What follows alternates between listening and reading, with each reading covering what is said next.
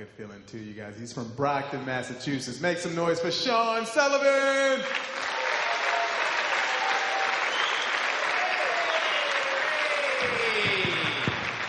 Oh, boy, this is exciting, huh? This is great. Thank you guys for having me. I know this is going to be a thrill for you guys tonight to see me. Big fat guy you never heard of. So congratulations, everybody. We're going to do it together. I'll tell you this. I had to buy a toilet recently, which was weird. I'd never had to buy a toilet before. I don't know where they come from or how you get them. Never really thought about a toilet. Most thought I've ever given to a toilet is, hey, where's the toilet? And how much can I miss before it's a crime? That's what I had to get a new toilet. The toilet I had was leaking, and it was rotting out the floor around the old toilet. So I was afraid that one day I was going to sit on the toilet and end up in the basement, which would have been bittersweet because I've always wanted an elevator in my house, and I've always wanted to take a dump in an elevator. So we went to the toilet store. The guy came up to me. He goes, hey, man, what kind of toilet you looking for? And I said, the kind that takes pee and poop and throws it in the sewer, man. If you had any of those lying around, I'd like to start there, baseline model, then we can start talking about options. He gave me some great advice. He goes, when you're picking out a toilet, it's like picking out a basketball team. It's all about height. So that is a perfect analogy because when I'm on the toilet, I'm all about slam dunks and technical fouls. So clear the court, and he's got to shoot. This place had every kind of toilet you can imagine. The most expensive toilet they had an automatic seat lifter. It had a seat warmer. Had a front bidet, a back bidet, automatic flush, and then it put the seat back down. And the cheapest toilet was a shovel. It's like, I don't want the Oklahoma special, but I don't want 2 bidets. Right, I think if you're rich enough to have 2 bidets, you're rich enough to just go in your pants and not worry about it. That's how I feel. Right? You just be like, oh, I'm sorry. You have a problem with the smell? Here's $1 million. Go away!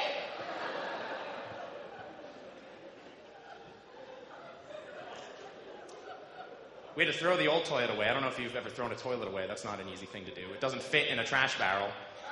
I was like, should I smash it and then put it in the trash barrel? Or turns out where I'm from, you can put the toilet out on the side of the road, and then on trash day, they come and take the toilet. So I waited till the morning of trash day to put the toilet out, because to leave a toilet out overnight in Brockton, Massachusetts seemed way too tempting. I don't mean for homeless guys or vagrants, I mean for guys like me. Like if I'm driving home tonight and there's a toilet on the side of the road, we're pulling over and using that toilet. Right? That's not even an arrestable offense. The cop just drives by and gives you a high five. It's awesome. I am from Massachusetts. They banned dog racing in Massachusetts. I don't know if you guys heard. How would you? They banned dog racing and they decriminalized marijuana. So it's kind of like they switched places. You know, dog racing became illegal, marijuana became a little more legal. I can't wait a couple years from now when parents are going up to their kids' bedrooms being like, are you guys racing dogs in there? Because it kind of smells like you're racing dogs. You got to be careful. That's a gateway to horse racing. Like cops are going up to kids in the city being like, hey, buddy, you racing dogs over there? And the kid's like, yo, can a brother just walk 2 dogs really fast at the same time? I had to go to a wake recently. It was a good wake. Everybody was mourning appropriately. Unacceptable amount of denim at the wake. I don't know if you guys have been to a wake recently. It's not as formal as I remembered.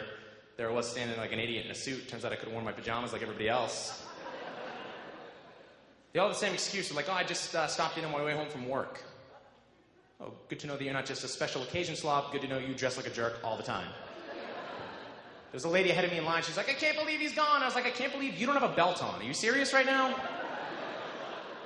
Have you ever seen the lady who dresses too sexy for the wake? Have you ever seen her? You see her. She comes in, her skirt's too short, her cleavage is too awesome. I was in the receiving line one time and Dresses Too Sexy came in and I was like, great. Now I have to be sad and hide my erection. This is wonderful. Just like high school. She came in and she gave me a hug. She's like, oh, I'm so sorry for your loss. And I was like, thank you, wake slut.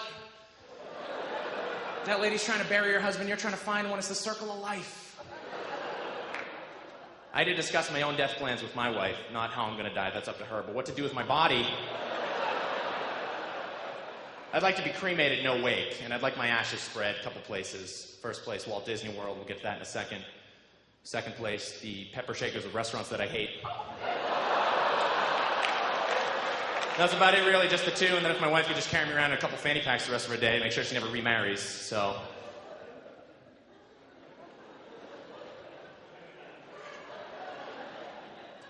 I do like Walt Disney World. That is we went there on our honeymoon, and I was trying to lose some weight before we went down there. I didn't want to be too fat for Disney World.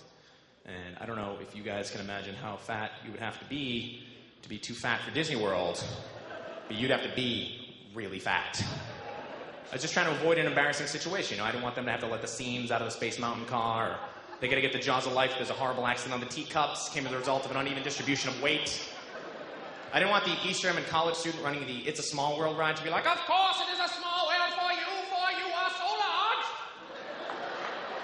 And then I step in the boat and it sinks, right? That's the worst ride I've ever been on in my entire life, the It's a Small World ride. You wait in line for 2.5 hours in the hot sun, then you climb into a stupid boat, sail past some stupid dolls, sing a stupid song, then you get out of the boat. That's it. And it's a little racist. I don't know. I knew something was wrong. We were sailing past India and all the dolls were on flying carpets and camels. And I was like, this was not in Slumdog Millionaire. So then all of a sudden we're in China and the song switched to ping, pong, ping, pong, ping, pong, ping. I was like, I don't speak one word of Chinese, but I know that ping pong, ping pong, ping pong does not translate to it's a small world after all. My name is Sean Sullivan. You guys have been fantastic. Thank you guys. Good night.